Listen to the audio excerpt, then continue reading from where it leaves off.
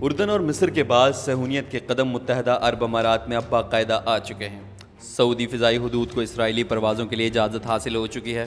دوسری جانب شام، عراق، لیبیا اور مصر پر صہیونی سرپرست امریکہ کا مکمل کنٹرول ہے، جبکہ 23 نومبر 2020 کو امریکہ میں 59ویں صدارتی انتخابات ہونے والے ہیں، جس میں کامیابی کے لیے حالیہ امریکی صدر ڈونلڈ ٹرمپ عالمی صہیونی ایجنڈے کو کامیاب بنانے کے لیے سر دھڑ کی بازی لگا رہے ہیں۔ عالمی طاقتوں میں برطانیہ یورپی یونین سے علیحدہ ہونے کے بعد مکمل طور پر امریکی کیمپ میں جا چکا ہے۔ افغانستان میں بدترین شکست کے بعد امریکہ اس ملک کو چھوڑنے کے لیے بےتاب ہے، تاہم چین کے مقابلے کے لیے امریکہ بھارت کو ہر ممکن مدد فراہم کر رہا ہے۔ چین کو معاشی طور پر کاؤنٹر کرنے اور پاکستان کو تباہ کرنے کے لیے امریکی خفیہ ایجنسی CIA، اسرائیلی موساد، بھارتی را اور افغانستان کی خفیہ ایجنسی NDF مشترکہ طور پر کام کر رہے ہیں، جس میں ان کا پہلا ہدف Pakistan China economic corridor CPEC ہے۔ CPEC کو نقصان پہنچا کر چین کو بڑی ضرب لگائی جا سکتی ہے، جبکہ پاکستان کو بھی ناقابل تلافی نقصان ہو سکتا ہے، جس کے لیے چاروں ملک اسرائیل، امریکہ، بھارت اور افغانستان مشترکہ طور پر ساتھ ہیں۔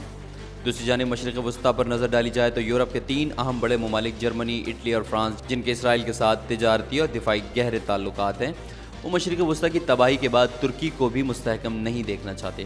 ترکی میں عوامی راج اور نظریاتی قوموں کے استحکام کو یورپی ممالک اپنے لیے خطرہ سمجھ رہے ہیں، کیونکہ مستقبل کا ترکی مضبوط ایشین بلاک کا حصہ بن سکتا ہے، جس کے پاکستان کے ساتھ گہرے برادرانہ تعلقات ہیں۔ جبکہ ترکی نیٹو افواج میں امریکہ کے بعد دوسری بڑی فوج ہونے کے ساتھ ساتھ اسلامی نظریات کا حامل ملک ہے۔ اس لیے اسرائیل اور امریکہ، اسرائیل نواز یورپی ممالک کبھی بھی نہیں چاہیں گے کہ ترکی مستحکم ہو اور پاکستان، جو کہ اسلامی دنیا کا پہلا جوہری طاقت ہے، اس کے ساتھ مل کر صہیونی عزائم کو خاک میں ملانے میں متحد ہو جائیں۔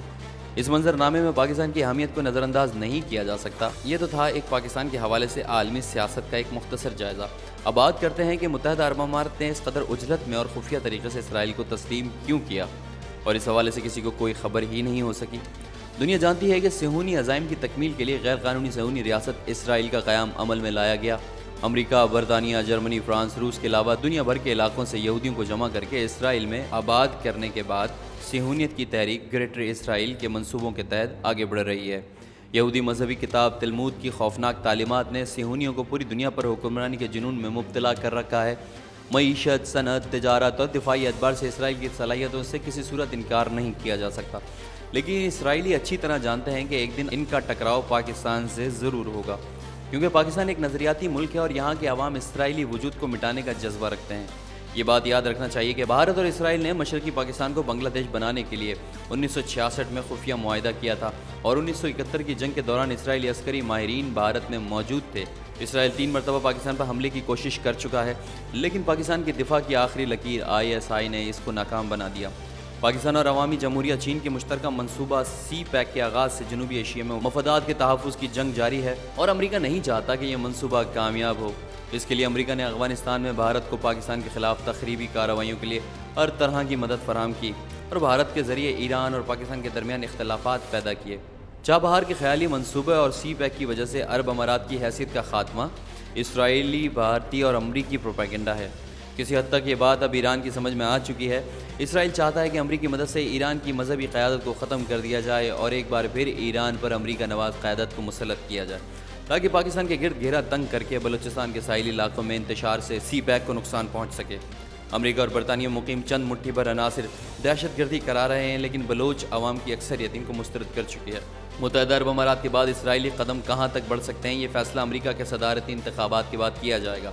مسخرے ٹرمپ کی کامیابی امریکی عوام کے شعور کی موت ہوگی۔ ٹرمپ کی خارجہ پالیسی امریکہ کو بدترین حالت کی طرف لے جا رہی ہے۔ مطلوبہ نتائج کی ناکامی سے ہوشیار رہتے ہوئے متحدہ عرب امارات کے ساتھ اسرائیل کیا سلوک کر سکتا ہے، اس کے لیے بیروت کا حشر یاد رکھا جائے۔ آج CPEC کے خلاف ہونے والی سازشوں کو دیکھا جائے تو بات صاف سمجھ آ جاتی ہے کہ امریکہ، اسرائیل اور بھارت CPEC کے خلاف مشترکہ حکمت عملی کے تحت کام کر رہے ہیں، اور اس میں ان کی بھرپور مدد بے ضمیر صحافی، سیاستدان اور دیگر شعبوں کے افراد کر رہے ہیں، جو دشمن کے پے رول پر پاکستان کو نقصان پہنچانے کا کوئی موقع جانے نہیں دیتے۔